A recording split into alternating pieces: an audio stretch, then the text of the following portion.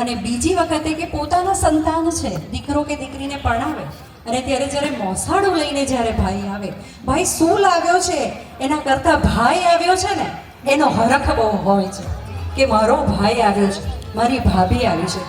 વિશ્વમાં સૌથી મોટામાં મોટું કરિયાવર કે મોટામાં મોટું મહિયર આ ભાત કહેવાય, મામેરું કહેવાય. અને એ જેણે જે ચૂકવી હોય ને તો એ કૃષ્ણ મહારાજા છે કે જે આવતી ચોવીસીમાં આપણા ભગવાન બનવાના છે. એમણે સૌથી મોટું મામેરું એમણે ભર્યું હતું અને ત્યાર પછી એ જ ઋણ અદા કરવા માટે, એ કર્તવ્ય અદા કરવા માટે જ્યારે ભાઈ આપણા ઘરે આવે છે એમનો પરિવાર લઈને, ત્યારે હરખે જ્યારે બહેનના આંખના જે આંસુ હોય કે મારો ભાઈ આવ્યો છે, મારી ભાભી આવી છે, મારા પપ્પા આવ્યા છે ને મારી મમ્મી આવી છે, આખો પૂરો પરિવાર આવ્યો છે મારા પિયરે. જીજાજી પણ જ્યારે વૈશાલીબેન અને નિલેશભાઈના સુપુત્ર ચિરંજીવી શૈલના લગ્ન પ્રસંગે જ્યારે નાના નાની અને એમનો પરિવાર ગૌરવ મામા અને રાધિકા મામી પોતાની અને બહેન જ્યારે માણેક મોતીડા લાવે છે, કામાક્ષી માસી અને જૈમી માસા પણ મામેરા લાવે છે હરખથી. વાંચતે ગાજતે મામેરું ભરાય છે, ખૂબ જ વાંચતે ગાજતે આવ્યા. રૂડા ગીતો ગવાય છે ને વૈશાલીબેન હરખે ભરાઈ ગૌરવભાઈ અને રાધિકા ભાભીને કંકુ વડે ચાલેલો કરે અને મામેરાને વધાવે છે.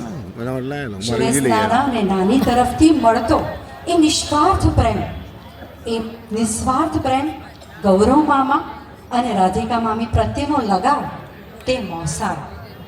માં જેવો જ જે મીઠો શબ્દ હોય ને એ મામા, અને મામા એ મોસાળ.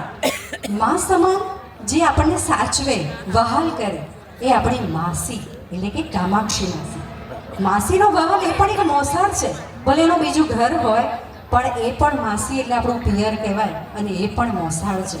જ્યાં ભાણેજના તમામ મનોરથ પૂરા થાય, ભાણેજના તમામ મનોરથ પૂરા થતા હોય અને એ મોસાળમાં જ્યારે શૈલ અને હેલી પોતાના બાળક સમજીને મળતા મીઠા હેત તે ગૌરવ મામાના આંગણે જ્યારે રમતા મોટા થતા, અને એ મોસાળ ભલે દૂર હોય, વિદેશમાં હોય, પણ જ્યારે પણ યાદ કરે ને ત્યારે એમને કે અમારું મોસાળ.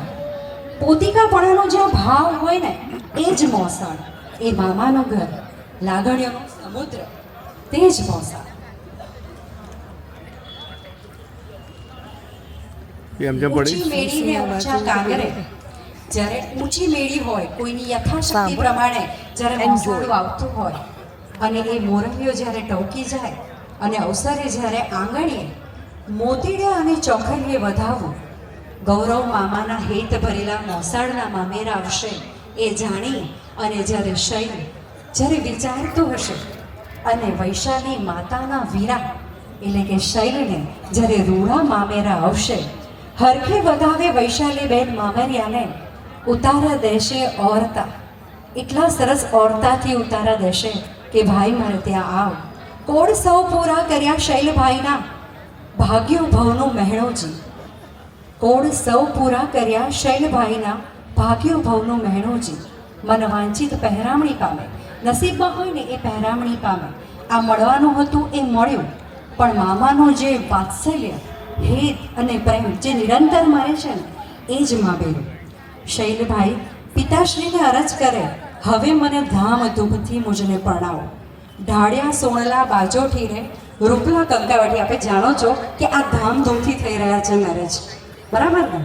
બીજી વાર ના એટલે એ જ્યારે શૈલભાઈ વિનંતી કરે છે કે મને જ્યારે આ ઢાળિયા છે, બધા જ રિવાજો આપણા ઘણા બધા રિવાજો છે, પ્રસંગો પણ ઘણા બધા છે, પણ આપણે અમુક પ્રસંગોને હજી પણ જાળવી રાખ્યા છે.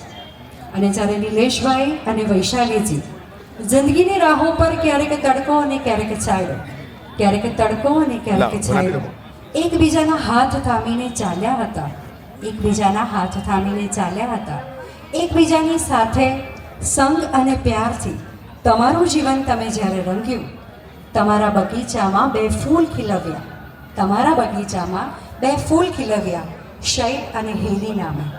કુટુંબ સંમતિ સાથે નાના નાની, મામા મામી, માસી, તમામ વડીલોના અને ભાઈ બહેનના સંગ સાથથી જ્યારે શૈલ સંગ જાનોની સુવાસ રૂપે સદાય સંગ રહે તેવા આશીર્વાદ. Thank you.